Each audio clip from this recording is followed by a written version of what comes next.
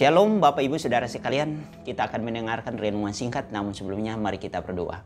Bapa, kami bersyukur kepadamu untuk hari ini kami boleh diberikan kesempatan untuk menikmati hari yang baru.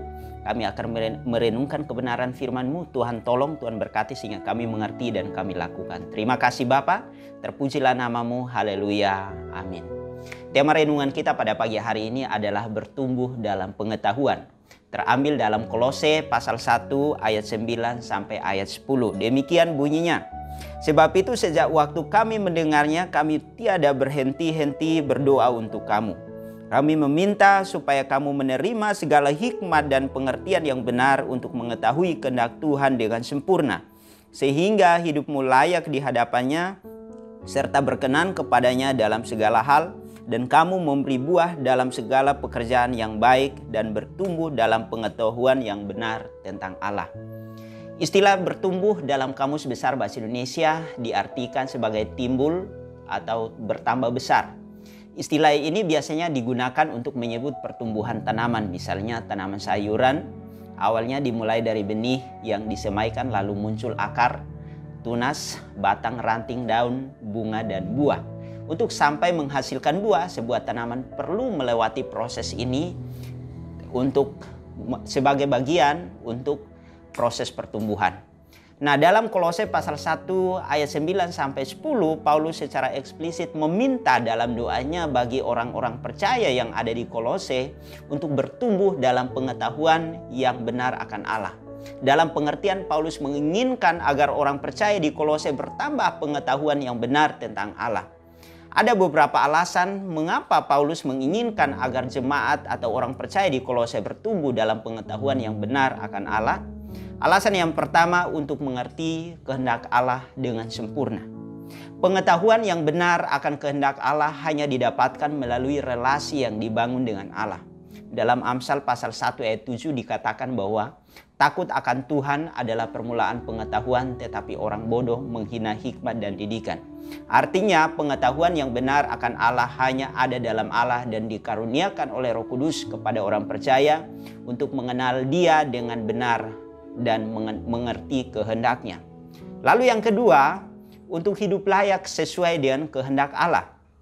Pengenalan yang benar akan Allah membuat orang percaya untuk memperbaiki kehidupannya untuk semakin menjadi serupa dengan Dia. Ketika orang percaya mengenal Dia dengan benar, ia akan berupaya untuk hidup sesuai dengan nilai-nilai yang ia ketahui, yang pada akhirnya menuntun kepada pertumbuhan yang menjadikan dia semakin serupa dengan Dia. Yang ketiga, untuk menghasilkan buah sesuai dengan pengetahuan yang benar akan Allah. Pengetahuan yang benar akan Allah membuat orang percaya untuk mempraktikkan nilai-nilai yang pada akhirnya menuntun untuk menghasilkan buah yang diwujudkan dalam praktik kehidupan sehari-hari. Bapak Ibu Saudara sekalian yang diberkati dalam Tuhan, merefleksikan daripada firman Tuhan di atas, mari kita berbenah diri sebagai orang percaya. Apakah kita sudah bertumbuh dalam pengetahuan yang benar akan Allah? Atau sebaliknya kita bertumbuh dalam pengetahuan yang lain yang membuat kita semakin tersesat atau menjauh dari persekutuan dengan Allah.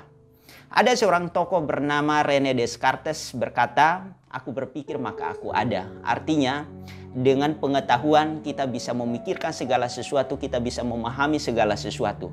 Tapi pengetahuan yang tidak dibangun atas dasar takut akan Tuhan dan didasari dengan iman yang teguh kepada Allah akan menuntun kita kepada kesesatan dalam berpikir.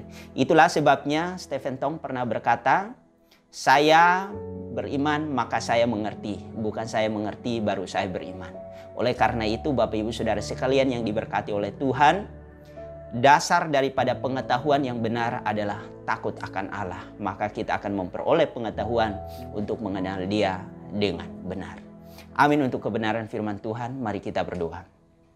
Bapa, kami bersyukur kepadamu untuk kebenaran firman-Mu pada pagi hari ini mengajarkan kepada kami untuk takut, hidup dalam takut akan Engkau, mengasihi Engkau sebagai dasar untuk kami mengenal Engkau. Oleh karena itu Tuhan, berkati kami dan berkati para pendengar sehingga mereka diberkati dengan kebenaran firman-Mu dan pengetahuan yang mereka miliki adalah pengetahuan yang benar tentang Engkau. Terima kasih Bapa, terpujilah nama-Mu, haleluya, amin.